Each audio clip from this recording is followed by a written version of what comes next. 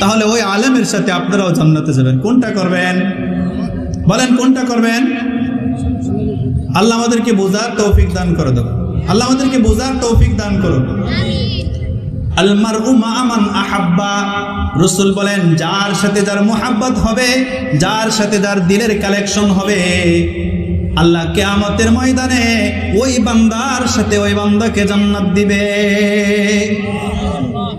জীবনে নামাজ পড়েন নাই, রোজা রাখেন নাই, যাকাত দেন নাই, হজ করেন নাই, কিন্তু একজন নাইবে রাসূলকে যদি অপমান করা হয়, জীবনে কোনোদিন নামাজ পড়েন না, এটা আল্লাহর হক, আল্লাহ চাইলে ক্ষমা করে দিতে পারেন, কিন্তু একজন নাইবে রাসূলকে যদি অপমান করে, আপনি যদি বলেন আল্লাহ জীবনে কোনোদিন আমল করতে পারি নাই, কিন্তু আপনার নাইবে রাসূলকে অপমান করেছে, সহ্য করতে পারি নাই, আমি সাথে সাথে সেটার বদলা নেওয়ার জন্য দাঁড়ায় গেছি, হতে পারে এই নাইবে রাসূলের সম্মানের কারণে কিয়ামতের ময়দানে এই নাইবে রাসূলের সাথে আল্লাহ আপনাকে জান্নাত দিয়ে দিবে।